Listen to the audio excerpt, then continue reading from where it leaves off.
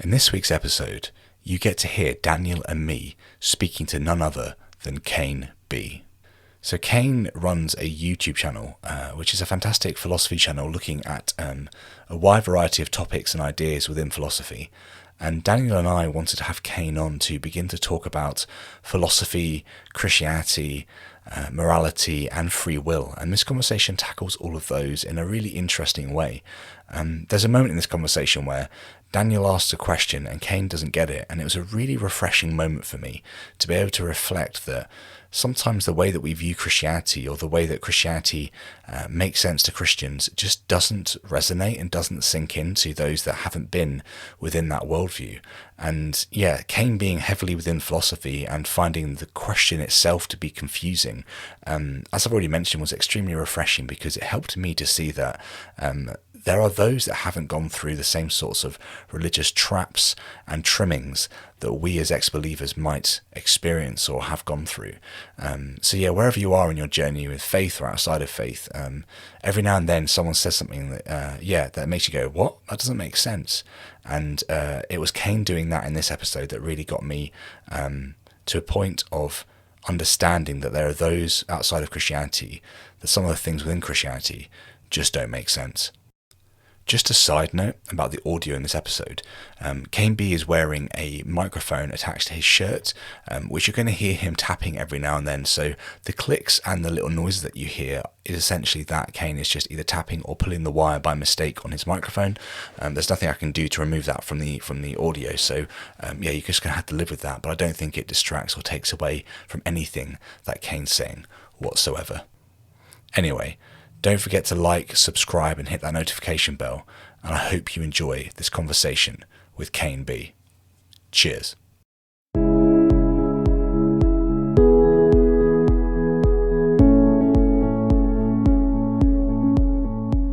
Welcome to When Belief Dies, a podcast honestly reflecting on faith, religion and life. This podcast is all about listening. We want people to share their reasons for faith or their reasons for non-belief so that we can better understand what has or has not convinced somebody of the claims that different religions profess. This is a journey, it's not a destination, and I'm really excited to have you listening with us each week as we delve into different viewpoints from different parts of the world to try and uncover the truth. Enjoy the episode.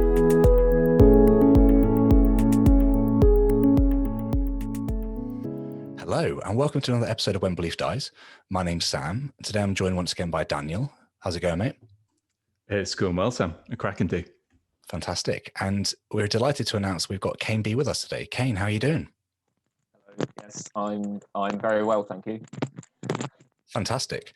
Kane, I've been enjoying your YouTube channel now, for a while, and really enjoyed the sort of conversations that you've been having. I especially found one that you had with Stephen Woodford, aka Rationality Rules, about Sam Harris to be really, really intriguing, actually, kind of as you broke down his moral argument and made me go, oh, there's so much I don't understand about philosophy. So I found that just basically a really fascinating conversation. But what I wanted to kind of start off with, Kane, is just kind of getting a little bit about you. I'm aware you don't like talking much about yourself. So just some real bullet points, essentially, kind of why do you have a YouTube channel and why do you share about philosophy?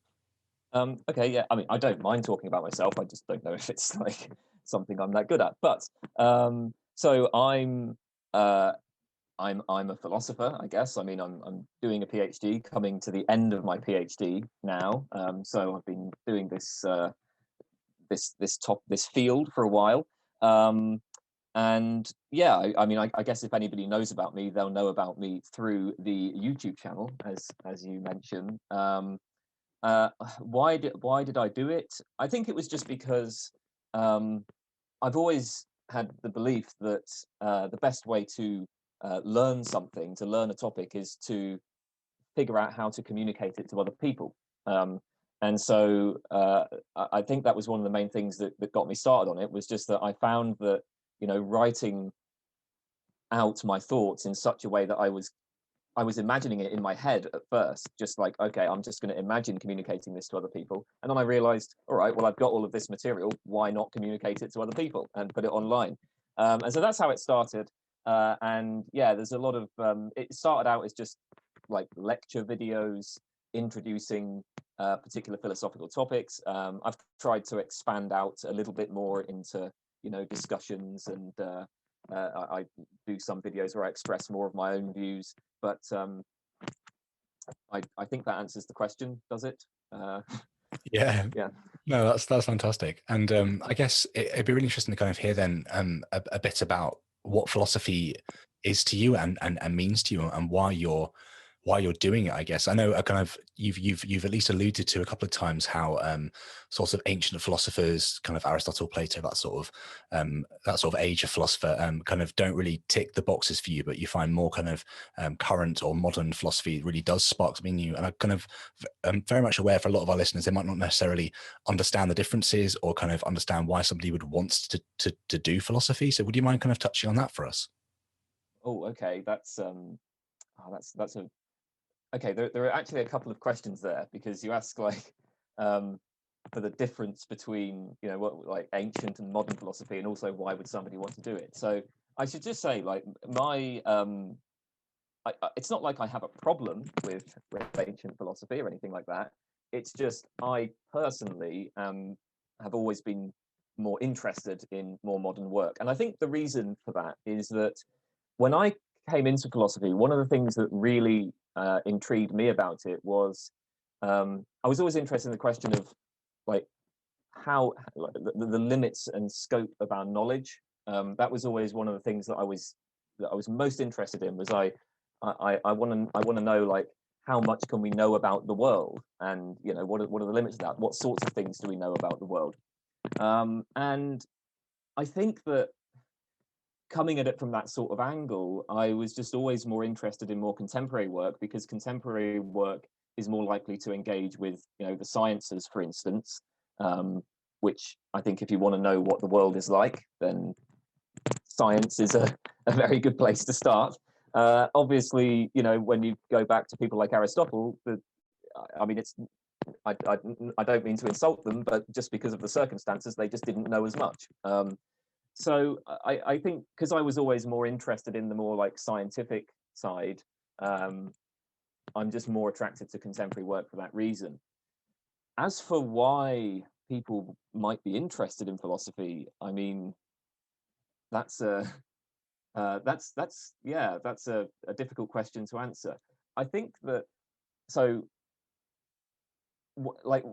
part of the reason why it's difficult to answer is because I'm not really sure how to define philosophy in general, right? So obviously there are a host of different things that we call philosophy, and I don't know if there is anything that like unifies them together. So if you look at the sort of work that I'm doing, that's very different to the kind of work that somebody in, I don't know, like an East Asian philosophical tradition might be doing. I guess that, broadly speaking, the appeal of philosophy is that it can, I think, help people to.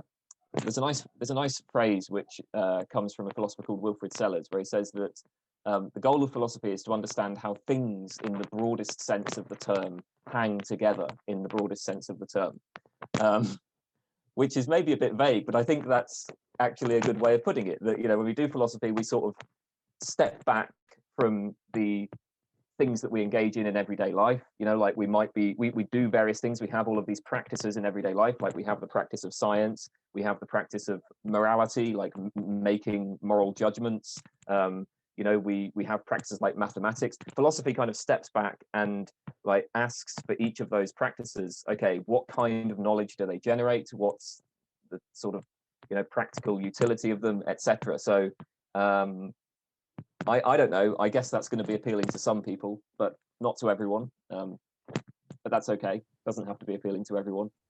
I don't know. That's my attempt at an answer to that. Yeah, it's kind of funny because this was my first, as much as I had come into contact with various bits of philosophy over the years. It's really only been in the last couple of years that I've actually properly tried to look into it.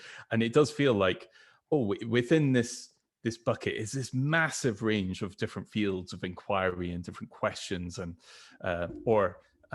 in typical philosopher fashion, questions about those questions. So yeah, I guess it would be interesting just to hear from you, just in terms of, from your experience, are there sort of areas of philosophy that you feel are a bit of a dead end?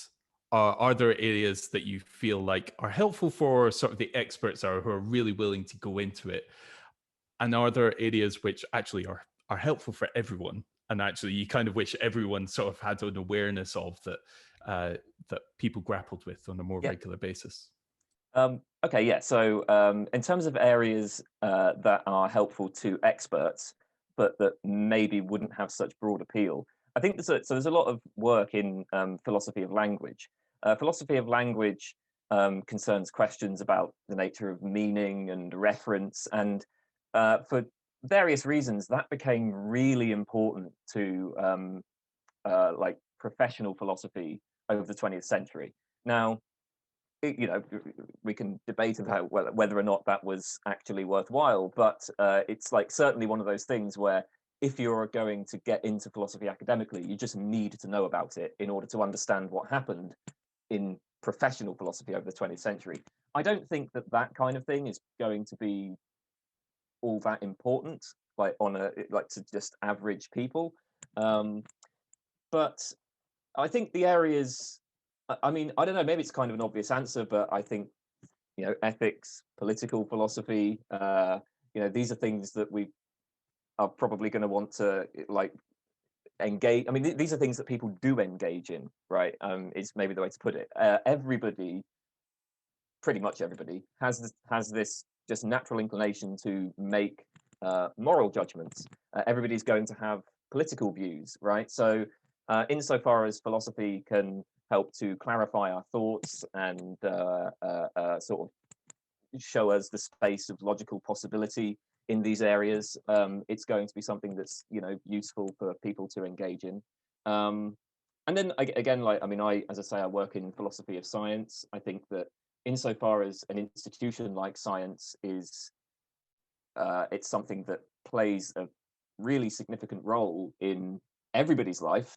That's something that might be worth thinking philosophically about that. And then you asked about areas that are dead ends. I do think there are areas that are dead ends in a sense. So my inclination is to sort of let 1,000 flowers bloom.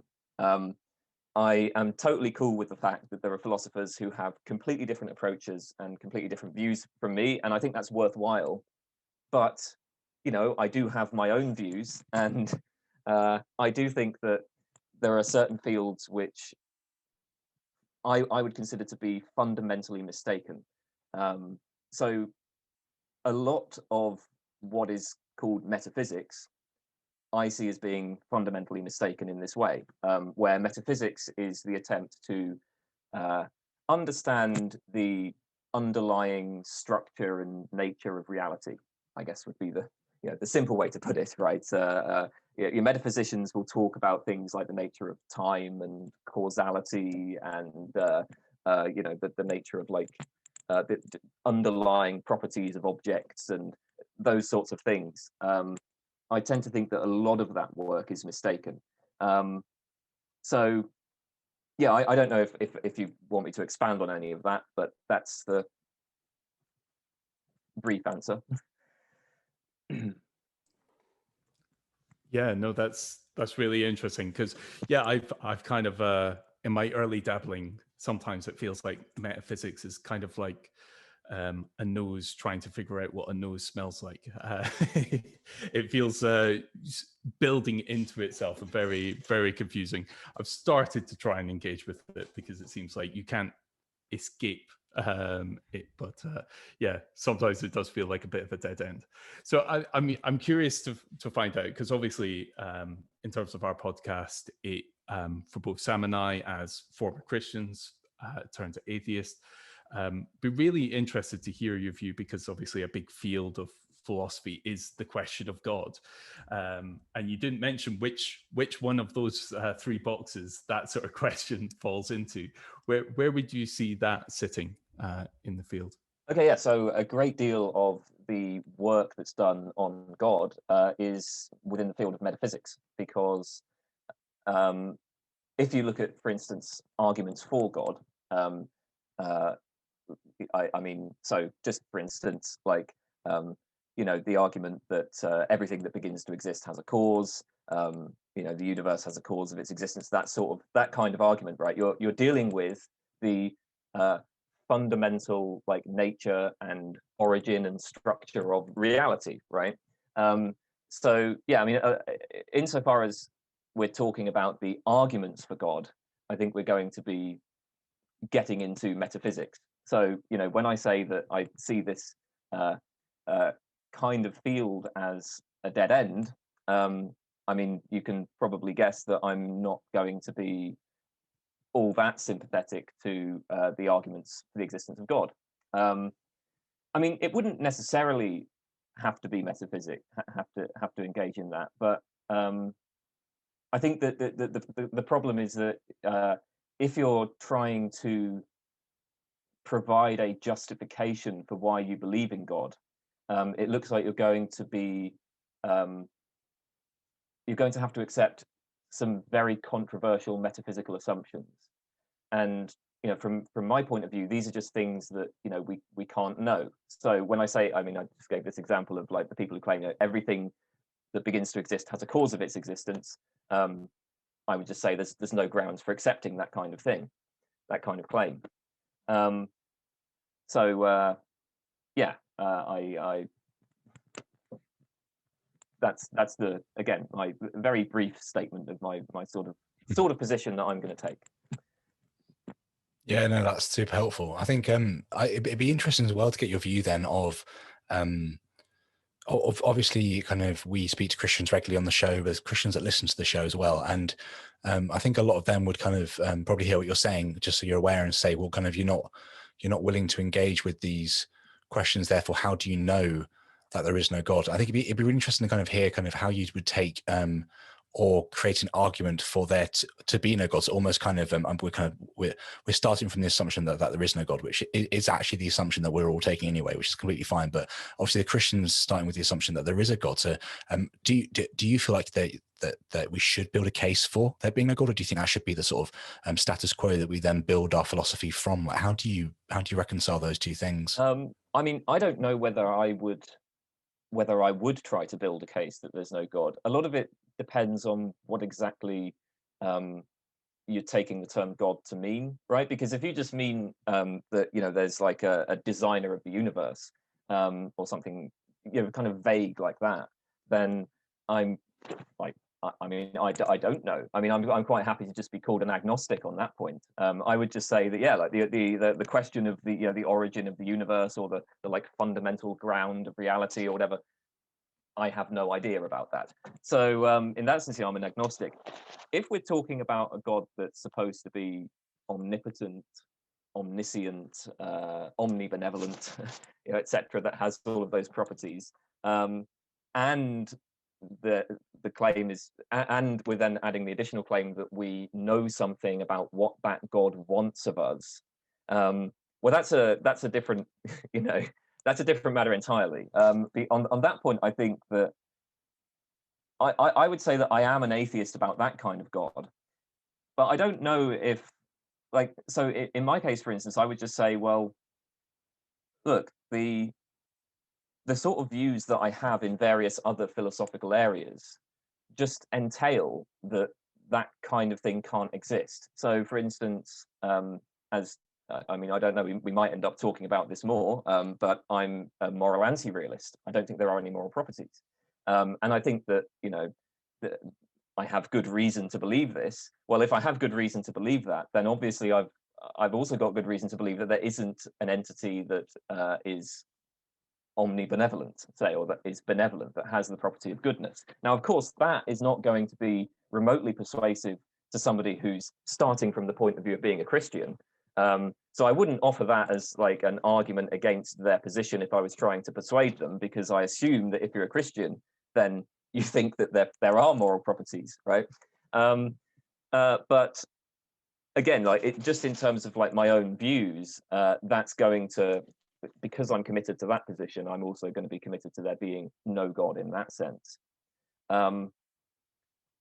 As for like the more general question of, yeah, how like building a case, you know, against God, I don't know. I think that there are lots of different reasons why. I think the thing is just a sort of general point, right? Is my view is that there's no such thing as a knockdown argument in philosophy.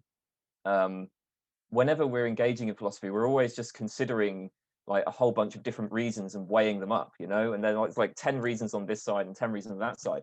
So when I think about just the you know, the general theist position, I think, okay, it seems to me that all of the arguments in favor of God fail. I think that they're weak, and given my sort of general philosophical views, they end up being weak for really quite serious reasons.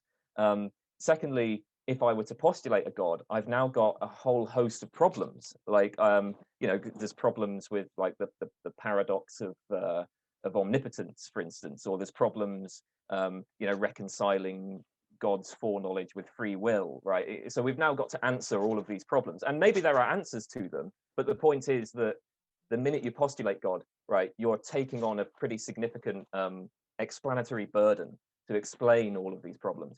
And then there's problems of like epistemic access. So it's, you know, even if you can establish that there is an omnipotent, omniscient, benevolent creator of the universe, right? How do you, I mean, that in a way is only 10% of the argument. How do you get from that to the claim that you know what this entity is commanding? You know, like that, there's a whole other thing you've got to fill in there.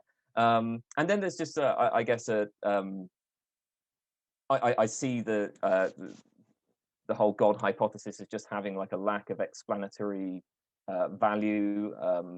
I see it as well as it seems like when I look at it as a social phenomenon, it seems to depend a lot on like dogma and authority, which I don't like. So I don't know. There's all of these different things which, you know, push me, and some of them are more or less rational than others. I mean, you know, my general dislike of dogma and authority, you might say that's not a particularly like rational reason, but it's just one among many things that pushes me towards the atheist side. Yeah, I think that's a really helpful point at the end to make there, because I think people are at their most rational when they can acknowledge at least the bits that aren't 100% rational, but appreciate the spectrum.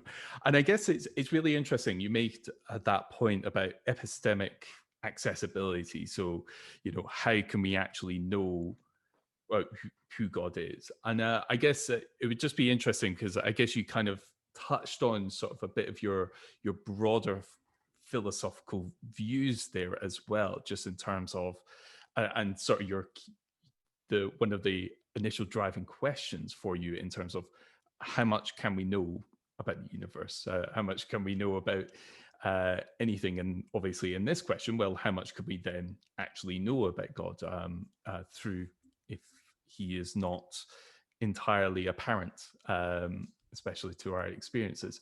It would just be good to get a bit of a understanding of sort of what is that broad philosophical view, what is that epistemology that you sort of hold to. Okay, so I would consider myself an empiricist. Now, I'm an empiricist in a very specific sense. So traditionally, empiricism was seen as either a claim about the origin of our like ideas and knowledge, or as a claim about justification. So the usual kind of textbook definition of empiricism is that all of our concepts are derived from sense experience. And so, you know, like any idea that you have, right, ultimately, you have to be able to show how that derives from, you know, what you can see and touch and smell and so on. or it's, if you can't do that, then that idea is just meaningless. Another way to think about empiricism is in terms of justifications. The claim will be that the justification for our beliefs, like even if we can have ideas that go beyond experience, they're just not going to be justified unless you can show how they're derived from experience. Now, that's traditional empiricism. There are, I think, some pretty fatal problems with that kind of view. So I'm working in that tradition, but I have a slightly different take on it, which is what I would say is I see empiricism as a kind of resistance to explanation by postulation, or explanation by postulating entities beyond what we can experience. So, for example, you sometimes get like debates in philosophy of, let's say, philosophy of mathematics, where people will try to account for the success of mathematics by supposing that mathematical entities are these, objective, abstract objects in some, realm, like beyond the physical world, or something like that. An empiricist is going to resist that, right? Like you're explaining the success of a practice by postulating these entities beyond what we have any experiential interaction with. Similarly, in the case of morality, right? Moral realists will say postulate moral properties or moral values in order to explain our moral practices. Again, empiricists are going to have a problem with that. And so that is, I think, so that's my broad perspective, is that I'm resisting the tendency to explain certain practices, certain social practices, whatever, by appealing to entities beyond what we have experiential knowledge of. So I don't know if that, I don't know, does that answer the question? Yeah, I think yeah. yeah, I think it does. And I think it's just helpful clarification. And you kind of touched on one really particular topic that I'd really like to discuss with you, because you mentioned a couple of times that you are a moral anti-realist. And I think for a lot of people that might sound like a strange statement to make, to say that these morals don't exist. Or is that a correct way of understanding that statement? Is it all chaos from now on if morals don't exist, or is there a more nuanced understanding that sort of lies behind sort of that phrase? I don't know. Like, just first of all, I'm not sure how strange it would sound to people. I mean, maybe this is just a product of different experience, like having a different background or whatever. But my experience, even before I got into philosophy, was that most people seemed to, or at least many people seem to think that morality is just something that we make up, right? So I mean, I think that that there are many different forms of moral anti-realism. The kind of position that I would hold is, I would say that moral claims are essentially just fictions. They're very useful, but I don't think that any moral claims are true. So, for example, a claim such as you ought not to steal, I would see that as a useful fiction, rather than as something that accurately describes reality. I guess to put it very simply, there are other forms of moral anti-realism as well. So, like one form that used to be quite popular, not so popular anymore, is to say that moral claims aren't really expressing beliefs at all. So they're not really true or false. They're just not evaluable for truth or falsehood. So on this kind of view, you might say that moral claims are expressing emotions or something like that. Again, I don't know, like, to me, if the differences there really matter. I'm not that bothered whether we take the line that moral claims are expressing emotions, or moral claims are that they have a truth value but they're just false. the important point is that I don't think there are any moral facts. Morality is something that, you know, we invent, that we construct. It's not something we discover.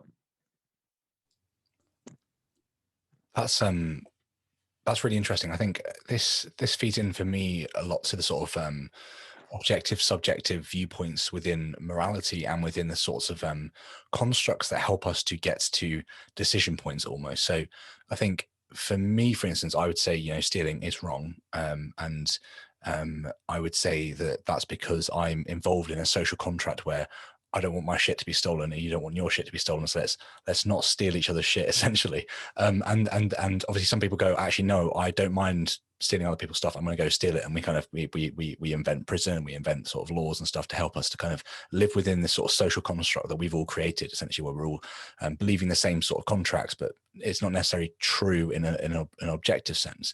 So I kind of want to get you to touch on that sort of objective subjective sense, but also kind of be very interested to kind of hear your take on the sort of hard wiring of morality within us. So I mean, I would say it's very much like these sort of social contracts come out of an evolutionary sort of like sociology response to those around us. So we've grown up, obviously, I'd say grown up, like as in evolved through these sorts of essential social hierarchies where we kind of form groups of people or individuals or collectors or whatever, and we begin to kind of try and live out the best life that we can make for ourselves within these sorts of hierarchies or structures or whatever language you want to use. So there seems to be an evolutionary sense within us that is pushing us forwards, and I would say that's the closest to an objective sort of bedrock that we can get. I don't think there's anything outside of the universe that we can go, there is a perfect moral lawgiver and we're kind of deriving our morals from them. I obviously don't agree with that, but so yeah, I'd kind of like to get your idea of objective subjective and also the sort of evolutionary traits, and whether you think that could be the thing that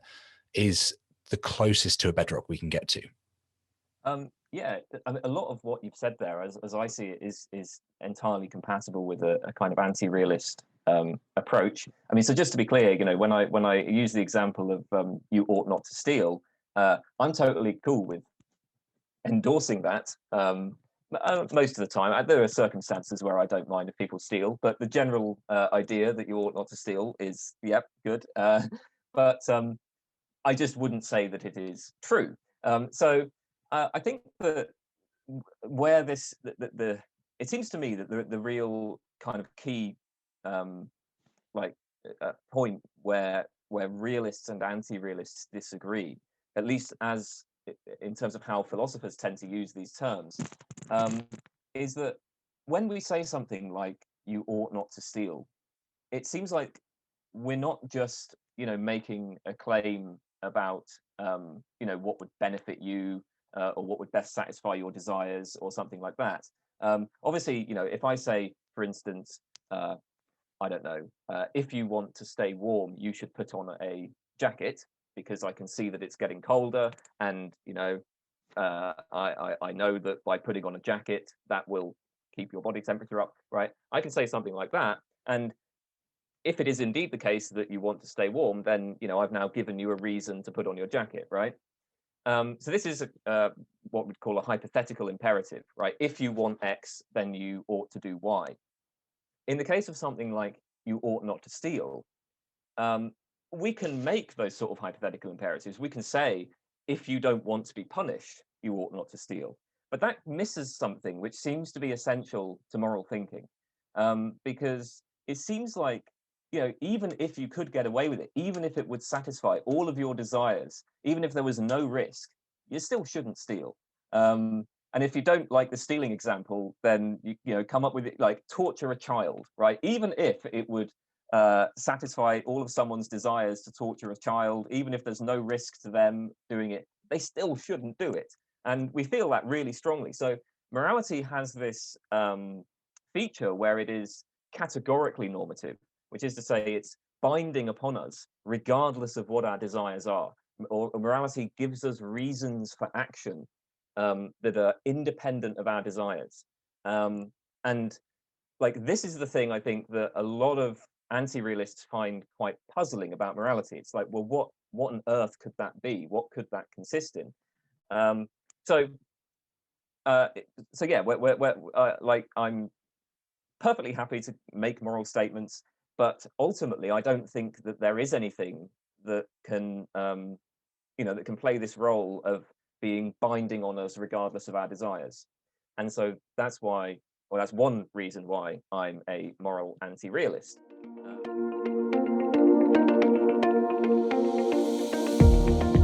Hey, I want to take a minute of your time to talk about supporting When Belief Dies. This will always be an advertisement-free podcast, and for that reason, I hope you will be willing to share this episode with your friends and family. Subscribe to the podcast in your favourite podcast app and check us out over on YouTube.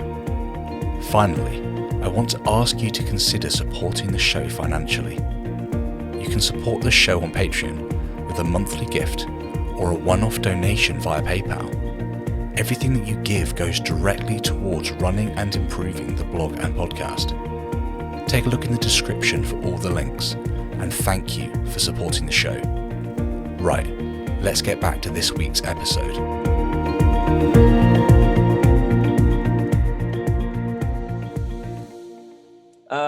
Yeah, you were saying this point about how you see it as being a product of like socially contracting, and yeah, so this is something that I really like. I really like this kind of perspective. I think it's a very, very useful perspective on morality. Now, I don't think it's necessarily the only perspective we can take, but I do find it very useful. So the way that I like to think about morality, and I think this is in line with what you were saying, is that what we're really doing, right? Is, or at least maybe not what we're really doing, but a very useful way to think about it is that moral rules are things that we agree to. We agree to constrain our behavior because we can see that if everybody else was to accept the same constraints, this would be in the interests of all of us. So, a simple example would be something like if there's a field and every day everybody's going out and using the field, and then we realize everybody's walking over this field and it's degrading it, right? So we all decide, like, hey, what we'll do is we'll say everybody gets to go on the field 1 day a week. And then if we all accept that constraint, if we all agree to constrain our behavior and follow that rule, it benefits everyone. So this is how I see morality emerging. And I think this is, it's not just a useful way of thinking about morality today. I think it makes a lot of sense of like how morality actually emerged in the first place. Like the origin of it. Humans are a social species. We benefit enormously from social cooperation. So a rule like, don't steal, in itself, that's far too vague to help us because we need to know what counts as stealing. But it's very, very useful for every society to have some sort of property convention, and it benefits me enormously if, like, there are certain things that I own that everyone else is agreeing that they're not going to take. So ultimately, I think that, when I think about morality, I do see it as being something that is fundamentally grounded in self-interest, or at least if I'm giving moral arguments, I think that appealing to that kind of long-run self-interest, saying to people, okay, look, you will benefit, right, if all of us agree to adopt this rule. That seems like that seems to me the best way to proceed. I think that's probably the most persuasive way to proceed because you can show that actually the moral rules are in a sense in the self-interest of everyone. So I like that perspective. I don't see it as being as justifying a kind of realism though, because ultimately those rules, like if we come up with the rule like you ought not to steal, it's still, there isn't, this is just something that we've constructed. It's something we've invented. It's not something we've discovered. And ultimately it isn't binding on anyone regardless of their desires. Ultimately, if there's somebody who just says, I don't care, right? I just don't care about this. I'm going to steal your stuff anyway. And I'm perfectly happy to accept the risk that other people might steal from me. That's it. That's in a sense, the end of the conversation. But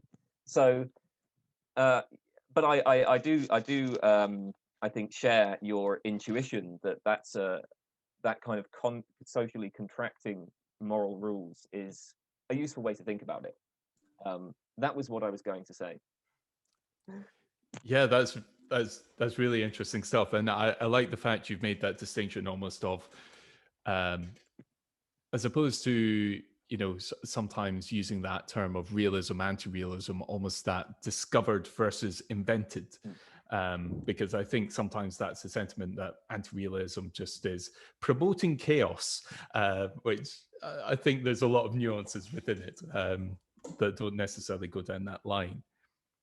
And I think, especially reflecting on my views, obviously changing from a Christian to an atheist perspective, I never had this view that morality was like this weird abstract property. But it was more that obviously God had omniscience and so therefore wasn't confused about any moral matter. He had omnibenevolence, so we could trust that his judgments were correct. So it was an entirely subjective and relative morality, but there was a reference point for it. There was an authority in it. And I think many Christians sort of present this moral argument for God that effectively, if there is no God, there is no authority, and therefore it's all complete chaos.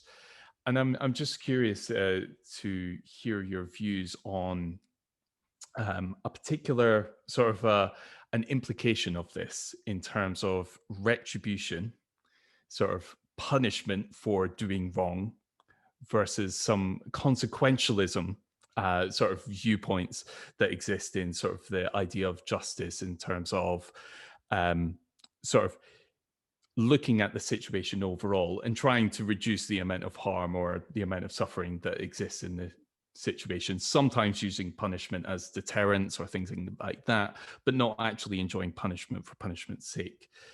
And sort of that's where sort of this conversation more around moral authority comes from. Be really interested to hear your views on sort of that retribution versus consequentialism sort of dynamic that exists there as well. Do you mean with respect to the moral argument for God, or just in general? Because I'm not actually, I don't, I'm not aware of the retribution versus consequentialism, how that relates to the moral argument for God. So, I.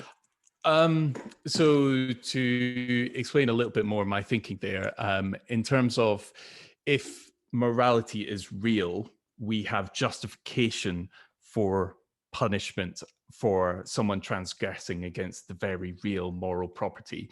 We're not just doing it relative to our desires as perhaps an anti-realist would. So it tends to be, from what I've observed, that moral realism is held to more for retributive ideals. I don't know if that's the But case. I'd be curious to hear your thoughts. Yeah. So it seems to me that you can quite consistently be a realist who is just straightforwardly consequentialist, right? Like you could just say that it is a fact about reality. It's a fact that we discover, not invent, that you ought to do whatever maximizes welfare for everyone, and it would then you could then make the argument that actually retribution doesn't do that. And in fact, I mean, you wouldn't really have to even make that argument, because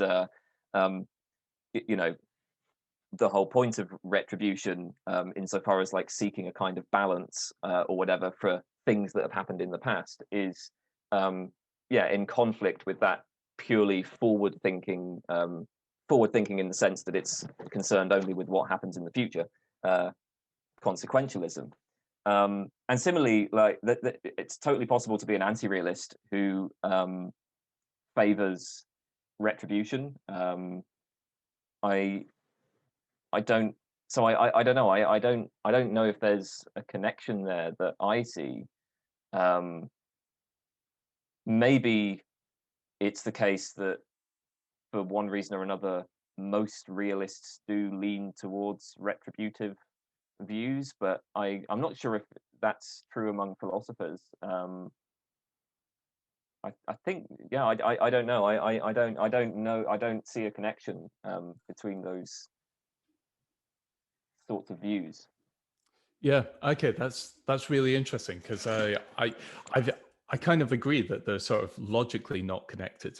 But it was just obviously, especially reflecting on sort of the the Christian worldview, which does have that element of retribution in most understandings of Christian worldview, and also tended towards some sort of moral realism.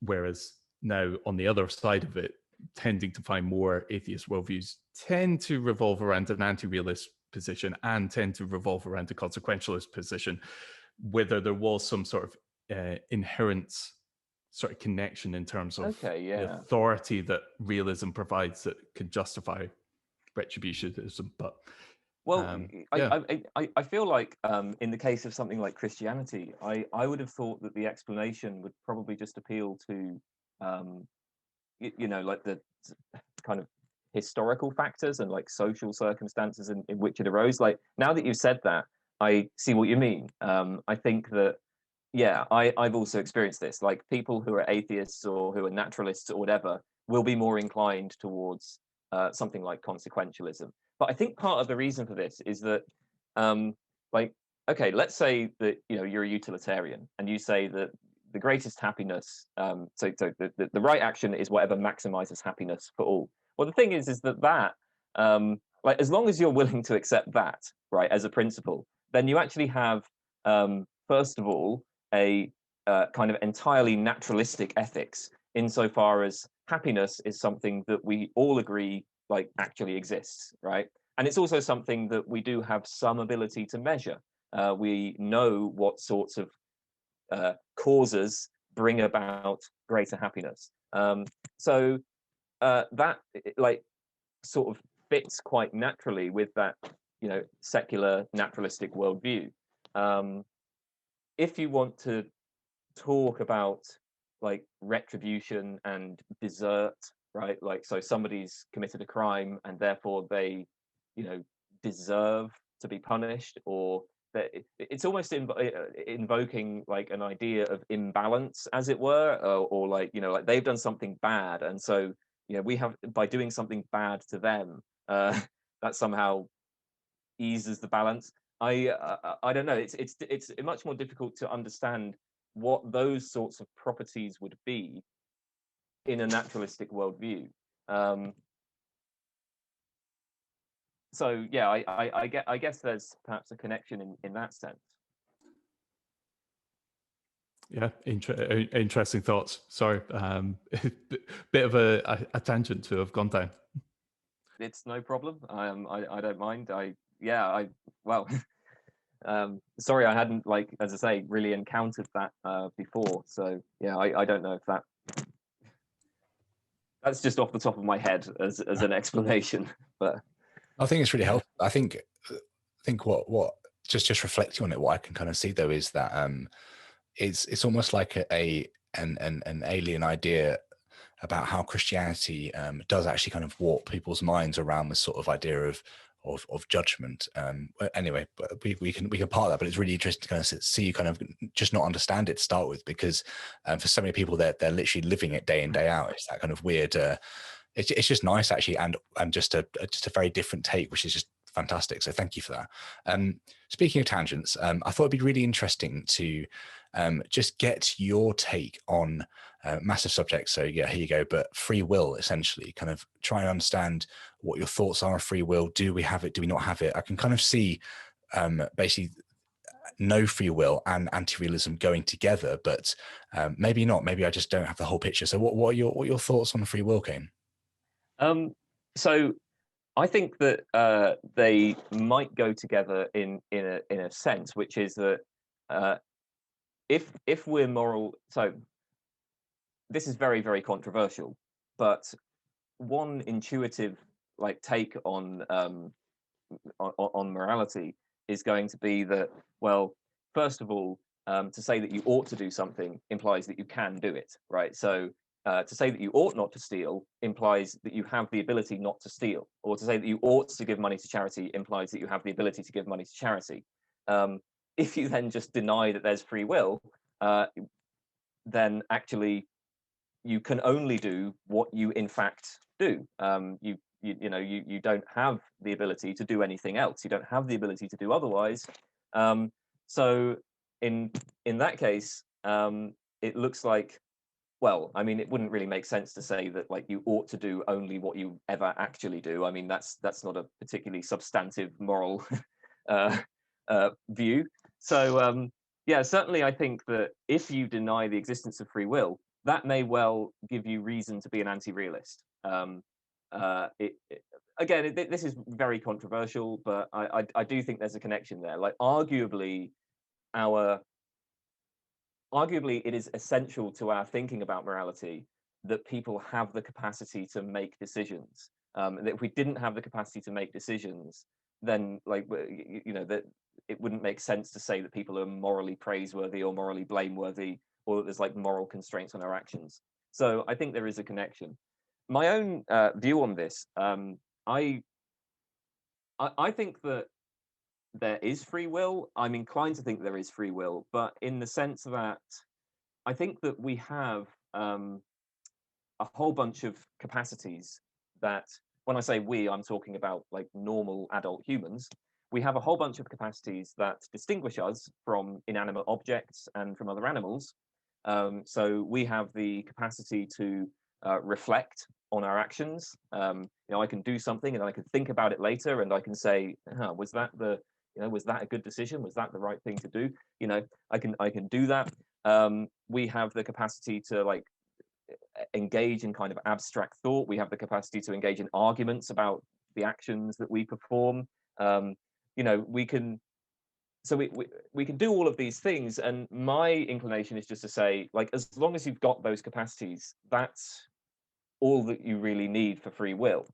um, you know the idea that you need the world to be a certain way, that the world has to be fundamentally indeterministic or something, I think is a bit strange. I mean, ultimately, if free will is something that matters to us, and it seems like it does matter to a lot of people, um, then I don't think it should be something that depends on controversial metaphysical assumptions about the nature of the world, right? So the way that the free will debate has usually gone, this debate about, well, is the world determined or indetermined? I'm inclined to say that's actually irrelevant to anything that really matters to us. So if free will is supposed to be something that matters to us, then it has to be irrelevant to free will. And actually, there are these capacities that we have that seem to, that seem to be important and that do distinguish us from other types of entities. But having said that, if you want to say that really there is no such thing as free will, I I'm fine with that as well. I'd be quite happy to accept that position. I just think that, yeah, when we use that term free will, I think that it's useful to think of it as something that picks out capacities like the ability to reflect on your actions, like the ability to, you know, uh, uh, like overrule your initial desires. I have a desire for a chocolate cake, and then I think, nope, I'm not going to eat that because I want to stay healthy. I think that's enough for free will. I don't think you need anything more than that. So that's Yeah. my take on it. I can't remember the study, but I remember hearing about it, where they had these individuals who they would sit in a room before taking them into the experiment, where they could do something that was sort of like stealing or be a little bit sneaky. And in the room before that, there was an article that either was an argument for free will or an argument against free will. And those that had read the argument against free will were more likely to carry out the immoral act. So maybe we should just believe in free will until absolutely certain that we don't have it. So Well, I mean, this would be a good reason, I think, to like the sort of two things that we can do, in philosophy. Like sometimes we might just be trying to kind of capture how people are actually using their concept, like certain concepts. So when we talk about like the concept of free will, we just try to analyze what is the concept of free will, and that's like a purely descriptive project. But we might also be trying to engage in a more normative project, where we're trying to say, okay, what should this concept be? Like we have this concept free will, right? And it turns out when we think about it, there are various problems with it, and maybe it's incoherent. but actually, we can take the concept and make it more precise and alter it slightly. So when I say that all that really matters is that we have these capacities, I admit that I admit that that's different to what a lot of people have in mind when they think about free will. But I think it's a useful way of thinking about that concept. And the kind of experiment you've noted there, I think, does give some support to the sort of project of like taking these things that matter to us and then figuring out how to understand them in a way that's coherent. Rather than just saying, well, let's just do away with it and like say that like eliminate this from our discourse. If it is indeed the case that the concept of free will plays a useful role, then we should retain it and try to make it coherent. So this is going to sound probably mental, which is fine, but essentially there's this idea that to actually hate somebody, you need to have the ability to think that they could have acted differently.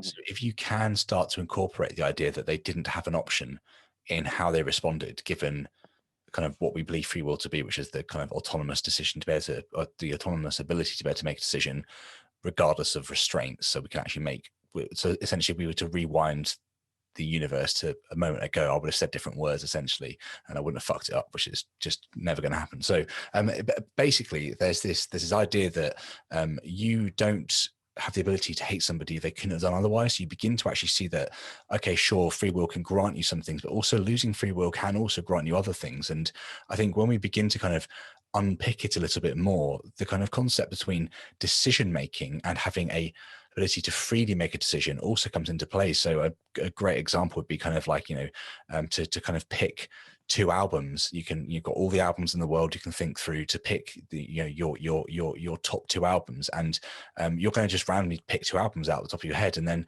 when I go to you like, but why didn't you pick say Travis, The Man Who, which you would definitely not have picked, you won't have ever had the option to make that decision. There wasn't a free choice to be able to pick Travis the Man Who. You were always going to pick the two albums that you picked. And I say to you, pick two more. Again, you don't have the ability to then go away and, pick something else, Oasis, something or other.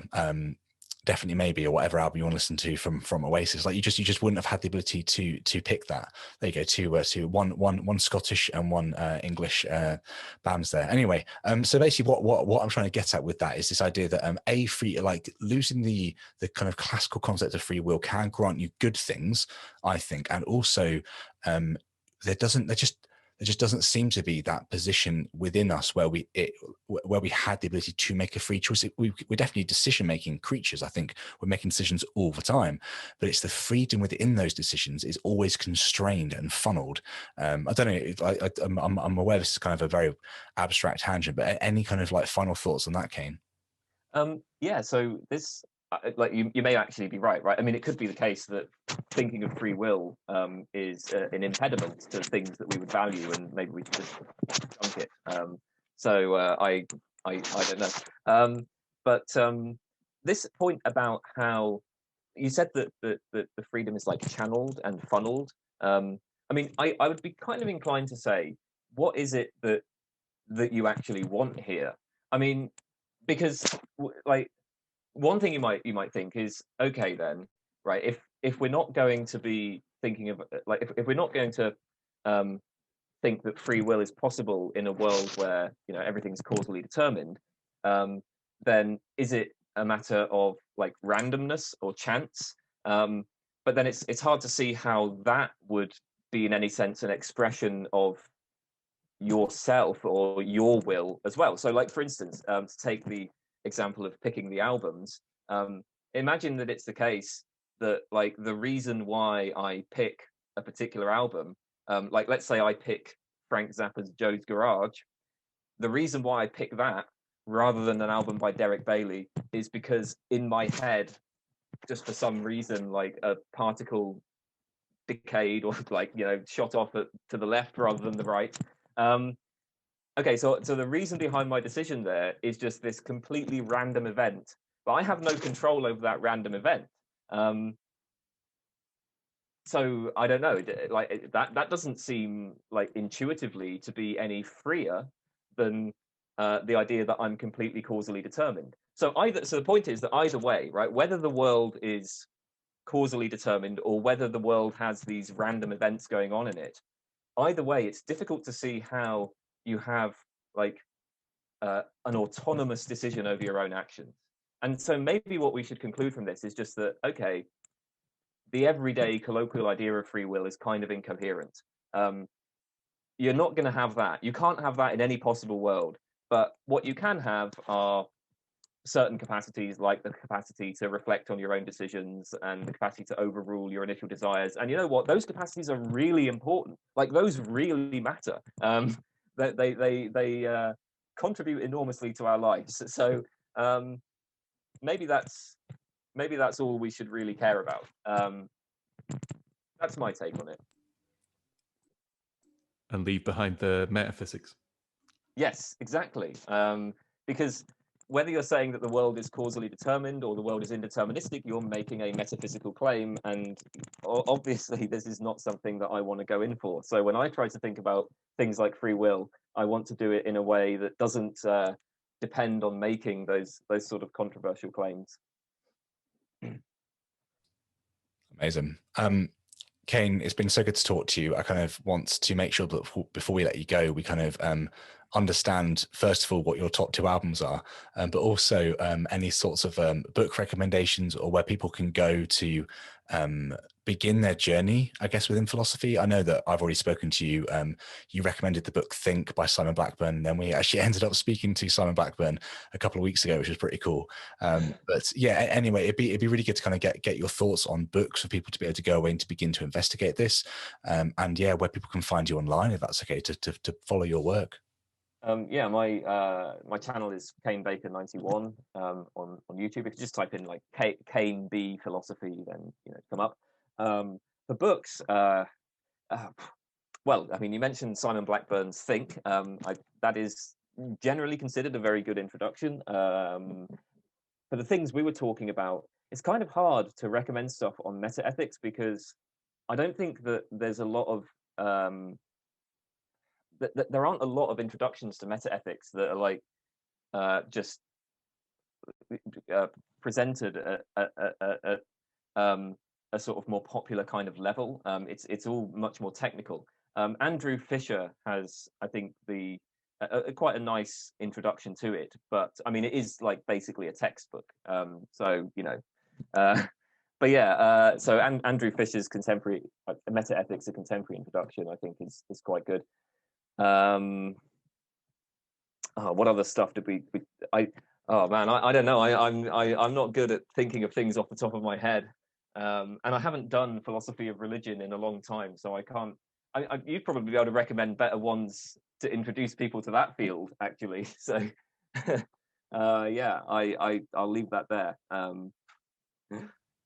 Amazing. Kane, it's been just a delight to talk to you as always. Thank you for your YouTube channel. Thank you for your thoughts and the way you express them. And thank you for coming on the show, mate. It's been an absolute pleasure. Well, that's good to hear. Yeah, thanks for having me. I hope that my comments were at least reasonably coherent.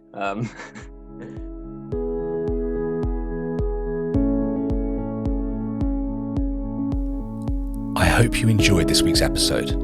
To leave any comments or thoughts, you can head over to YouTube. And to follow us on social media or to see where else we are online, hit the link in the description. Thank you to all our regular givers for making this dream a reality. I'll catch you here at the same time next week. Enjoy the journey.